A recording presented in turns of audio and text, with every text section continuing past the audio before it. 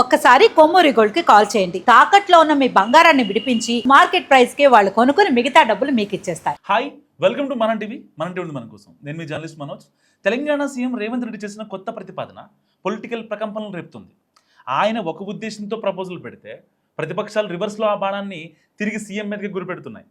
దేశమంతటా ఏం చేయాలో తర్వాత మాట్లాడుకుందాం, కానీ ముందు మీ చేతిలో ఉన్నదాన్ని చేసి చూపండి ఛాలెంజ్ విసురుతున్నాయి.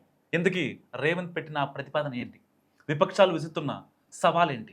రాజకీయాల్లోకి యువత రావాలి, పాలనలో కొత్త ఆలోచనలు పెరగాలని అందరూ అంటుంటారు. కానీ ఆచరణలోకి వచ్చేసరికి మాత్రం పరిస్థితులు భిన్నంగా కనిపిస్తుంటాయి. సీనియర్ల అనుభవం, యంగ్ లీడర్ల జోష్, ఆ మధ్య ఎప్పుడూ ఒక రసవత్తమైన చర్చ నడుస్తూనే ఉంటుంది. సరిగ్గా ఇదే అంశం ఇప్పుడు తెలంగాణ రాజకీయాల్లో హాట్ టాపిక్గా మారింది. ప్రస్తుతం నాయకులు ఎవరైనా ఎన్నికల్లో పోటీ చేయాలంటే 25 ఏళ్ళు నిండి ఉండాలి. అయితే ఈ అర్హత, ఆ వయసును 21 ఏళ్లకు తగ్గించేలా చట్ట సవరణ చేయాలని ప్రతిపాదిస్తున్నారు సీఎం రేవంత్ రెడ్డి. దీంతో తెలంగాణలో జెన్జీ పాలిటిక్స్ గురించి ఆసక్తికరమైన చర్చ, కాస్త పొలిటికల్ రచ్చ స్టార్ట్ అయిపోయింది. ఢిల్లీలో సీజేపీ ఆందోళన తర్వాత దేశ రాజకీయ రంగంలో ఒక కొత్త డిస్కషన్ మొదలైంది. పొలిటికల్ ఎంట్రీకి వయసు అడ్డు కాకూడదన్నదే దాని సారాంశం. దాన్ని కాస్త ముందుగానే అందిపుచ్చుకున్న తెలంగాణ సీఎం ఆ దిశగా అడుగులు వేయాలని భావిస్తున్నారు.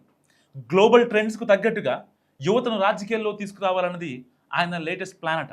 సో అందుకే ప్రస్తుతం ఎన్నికల్లో పోటీ చేయడానికి 25 ఏళ్లు నిండి ఉండాలన్న రూల్ మార్చాలని చెప్తున్నారు రేవంత్ రెడ్డి. దీన్ని 21 ఏళ్లకు తగ్గిస్తే యువత కాలేజీల నుంచి నేరుగా అసెంబ్లీలోకి అడుగుపెట్టే అవకాశం ఉంటుందని, అండ్ ఫ్రెష్ మైండ్, ఫ్రెష్ థాట్స్తో రాజకీయ ప్రక్షాళన జరుగుతుందని భావిస్తున్నారు ఆయన. సో దీనికి సంబంధించి వచ్చే అసెంబ్లీ సమావేశాల్లో ఒక తీర్మానం చేసి కేంద్రానికి పంపాలని కూడా తెలంగాణ సర్కార్ కసరత్తు చేస్తుంది.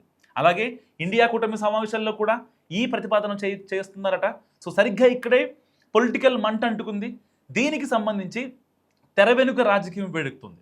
అసెంబ్లీ తీర్మానాలు, కేంద్రం ఆమోద సంగతి తర్వాత చూద్దాం, కానీ ముందు మీ క్యాబినెట్లో కీలక పదవుల్లో జెన్జీకి అవకాశం చూపించినట్టు ప్రతిపక్షాలు రివర్స్ అటాక్ మొదలుపెట్టాయి.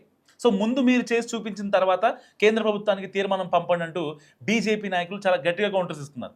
సీఎం రేవంత్కు నిజంగానే జెన్జీ పాలిటిక్స్ మీద ఆసక్తి ఉంటే, యువతరానికి అవకాశం ఇవ్వాలనుకుంటే కాంగ్రెస్ యువ ఎమ్మెల్యేలని మంత్రులు చేయమన్న డిమాండ్ పెరుగుతుంది. సో ఈ క్రమంలో కొన్ని పేర్లు కూడా బయటకు వస్తున్నాయి.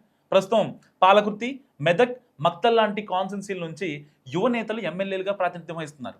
మక్తల్ నుంచి పర్ణికారెడ్డి, పాలకుర్తిలో యశస్విని రెడ్డి, మెదక్ నుంచి మైనంపల్లి రోహిత్ ప్రాతినిధ్యం వహిస్తున్నారు. సో యంగ్ లీడర్స్కు అవకాశాల డిమాండ్ క్రమంలో ఇలాంటి పేర్లు తెర మీదకి రావడంతో రేపు కేబినెట్ విస్తరణలో ఇలాంటి వాళ్లకు చోటు దక్కుతుందా అన్న ప్రశ్న ఆసక్తి రేపుతుంది. మొత్తానికి పోటీ అర్హత వయసును 21 ఏళ్లకు తగ్గించాలన్న ప్రతిపాదన రాబోయే రోజుల్లో దేశ రాజకీయాల్లో ఎలాంటి సంచలనాలు రేపబోతుందన్న ఆసక్తి పెరుగుతుంది రాజకీయ వర్గాల్లో. మరి నిజంగా రేవంత్ రెడ్డి చెప్పింది కరెక్టేనా? ఇవ్వచ్చా వాళ్ళకి? మస్తు కామెంట్ చేయండి.